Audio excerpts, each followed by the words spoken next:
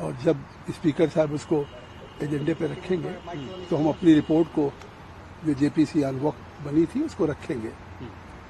Sir, कुछ जो सदस्य आपकी कमेटी में थे अपोजिशन के, असदुद्दीन ओवैसी, नासिर हुसैन, उन्होंने आपत्ति जताई है, बाकायदा एक्स पर भी लिखा है कि हमारे जो डिस्ट्रिक्ट नोट थे उनको अलग कर दिया गया है, शामिल नहीं किया गया। ये असहमतियां जो है शामिल नहीं की गई है, क्या सच्चाई है इसकी? देखिए, अब जैसे वो जेपीसी की मीटिंग्स में भी गुमराह करने की कोशिश करते थे कि अगर ये एक्ट पास होगा तो सारी चली जाएगी वक्त की संपत्तियां, तब लगातार मुझे लगता है देश में वो एक एजेंडा सेट करने की कोशिश कर रहे थे और अपीजमेंट की कोशिश कर रहे थे। नहीं तो जिस तरीके से जेपीसी की लगातार हुई, सबको हमने विटनेसेज के रूप में बुलाया, चाहे वक्फ बोर्ड हो, माइनॉरिटी कमीशन हो, गवर्नमेंट के ऑफिशियल्स हो, स्टेक होल्डर्स हो, इस्लामिक स्कॉलर्स हो, सबको सुना है और 428 पेज की रिपोर्ट्स हमने तैयार की है जो स्पीकर साहब को हमने सबमिट किया है।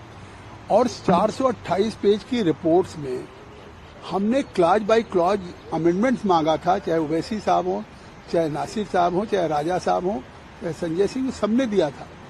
और क्लॉज बाय क्लॉज एक एक अमेंडमेंट्स पे हमने वोटिंग कराई और वोटिंग्स के आधार पे जैसे पार्लियामेंट में होता है कोई बिल, उसी तरीके से हमने उन अमेंडमेंट्स को स्वीकार किया जो बहुमत से थे। 15 अमेंडमेंट स्वीकार हुए 15 क्लॉजेज में और जो माइनॉरिटी में थे उसको हमने टर्न डाउन किया।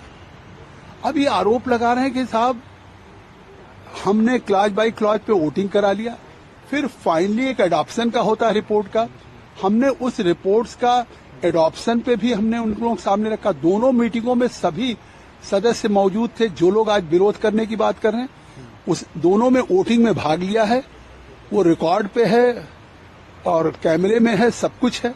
फिर एडॉप्शन में भी वोटिंग में भाग लिया, बहुमत के आधार पे वो हमने जो 428 पेज की रिपोर्ट तैयार की थी उसको एडॉप्ट किया।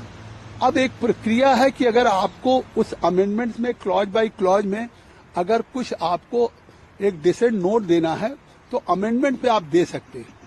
तो आपको मालूम है कि 428 पेज पे उन्होंने डिसेंट नोट कितना दिया है? अभी भी 281 पेज का उसमें डिसेंट नोट लगा है। जब सदन में हम प्रस्तुत करेंगे तो जहां 428 पेज की रिपोर्ट होगी वहां इन सदस्यों का 281 पेज का एक डिसेंट नोट भी होगा।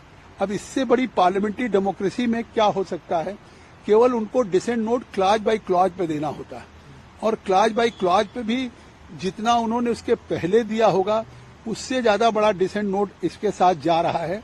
तो इसलिए आरोप गलत है। अब वो स्वाभाविक है कि आज ये सरकार एक अमेंडमेंट लेके आई थी कि वक्त में कानून में एक ट्रांसपेरेंट हो और उसका लाभ गरीब को, पसमानदा को, अनाथ को, बच्चों को, महिलाओं को, विडोज को मिल सके। जो इस अमेंडमेंट में भी आया है, रिपोर्ट्स में भी आया है कि हम वाकिफ का इंटेंशन है तो ऐसे गरीब, विडोज, महिलाओं को और पसमानदा को सबको वक्फ की प्रॉपर्टी का लाभ मिले। और अगर वक्फ की प्रॉपर्टी पे भी कहाँ medical college, engineering college, university कहीं चल रहा है? इतनी बड़ी पूरे देश में वक्फ की प्रॉपर्टी है, केवल खुर्द-बुर्द मुतवल्ली उसको दुरुपयोग कर रहे हैं, कहीं बेचते हैं, कोई दूसरा तो नहीं बेच रहा है। अगर ये सरकार एक बेहतर कानून बना करके लाई है कि कोई वक्फ करता है उसका लाभ उसके रिलीजियस, पॉइस, चैरिटेबल पर्पजेज के लिए मिले, लेकिन मैं उदाहरण जानना चाहता हूं कि वक्फ की प्रॉपर्टी से कहाँ फायदा किसी को मिल रहा है? कोई मेडिकल कॉलेज, कोई यूनिवर्सिटी कुछ बनाया हो, जबकि वक्फ की कितनी बड़ी प्रॉपर्टी, लोग कहते हैं रेलवे के बाद, सेना के बाद वक्फ की इतनी बड़ी प्रॉपर्टी। आज सरकार उसमें सुधार करना चाहती कि वक्फ की प्रॉपर्टी से उसका वक्फ का लाभ हो।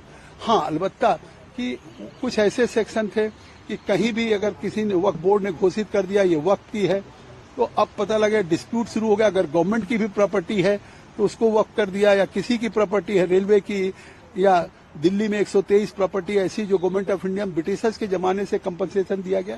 तो ये एक सुधार है, बहुत बेहतर के लिए है। और ये रिपोर्ट जब प्रस्तुत होगी तो सभी महसूस करेंगे, देश के लोग, कि ये सरकार इस वक्फ के कानून में एक बहुत बेहतर एक ट्रांसपेरेंट ढंग से लेकर के अमेंडमेंट आई है जिसका लाभ लोगों को मिलेगा। सर, विपक्ष के कहने से ही आपने जेपीसी बनाई, उसका कार्यकाल भी बढ़ाया गया है, तो आपको क्या लगता है जब रिपोर्ट पेश करेंगे तो उसमें विपक्ष से आपको समर्थन मिलेगा? बिल्कुल मिलना चाहिए, उनको न भी मिलेगा, लेकिन जैसे 3 तलाक में आज देश भर की जो अल्पसंख्यक हमारी बहनें हैं, आज उन्होंने सबने वेलकम किया, उसी तरह से होगा। जैसे आर्टिकल 370, 35A का जब ला रहे थे गृह मंत्री जी अमित शाह जी, तो आपको याद होगा कि महबूबा मुफ्ती ने कहा था कि जम्मू कश्मीर में खून की नदियां बह जाएंगी।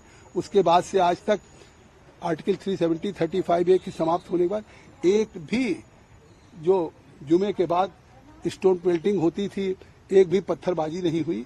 उसी तरीके से मुझे लगता है कि वक्फ का कानून बनने के बाद निश्चित तौर से देश के वक्फ का लाभ देश की जनता को, गरीब को, अल्पसंख्यक को, विधवाओं को, बच्चों को मिलेगा। Thank you sir, thank you.